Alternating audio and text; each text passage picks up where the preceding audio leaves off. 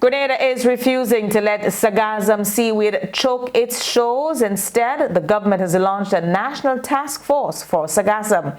The aim, it says, is to transform the recurring environmental crisis into a sustainable drive of jobs, science, and innovation. At the launch of the task force in St. George's on Wednesday, officials declared that Grenada would lead the way in building a regional hub for research, collaboration, and investment in sargassum management, a move they say would reposition the country as a leader in the blue economy. Tahira Burke reports tonight. The task force, supported by the European Union, is mandated to focus on research and innovation, logistics, economic valorization, and community engagement. Officials boldly declare that this is not another idle government committee, but one already moving from policy talks to practical action. Chair of the task force is the permanent secretary in the Grenada's Ministry of Climate Resilience, the Environment and Renewable Energy. Perron Johnson says their mandate is to protect livelihoods while harnessing innovation.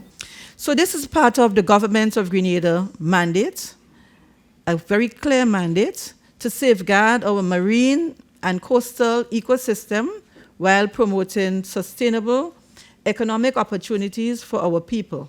This means, therefore, protecting the lives and livelihoods of fisher folks, those in the coastal business, harnessing innovation in science, technology for sustainable sargassum management and valorization, building environmental resilience in the line of our climate adaptation plan, among other things. The initiative hopes to build on commitments made at an EU-Caribbean conference last year. Minister of Climate Resilience, Karen James, underscored the need for urgent action, noting that sargassum is already impacting extended stretches of Grenada's coastline. For the first time since we've had this issue of sargassum coming to our shores, we've seen it have a great influx on the west coast. Never happened before.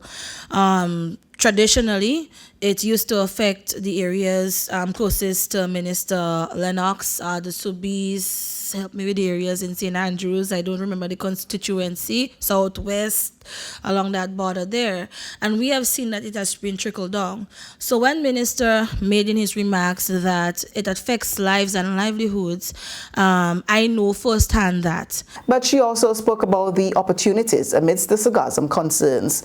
James called it a potential catalyst for a reimagined economy, one built on science, innovation, and marine resources. We are not going to see it as a climatic threat, but we are going to see it as an opportunity to diversify our economies and to strengthen our sustainable development goals and targets. With the sargassum crisis showing no signs of disappearing, the island is determined to turn a challenge into a competitive edge, charting a course where resilience and opportunity collide.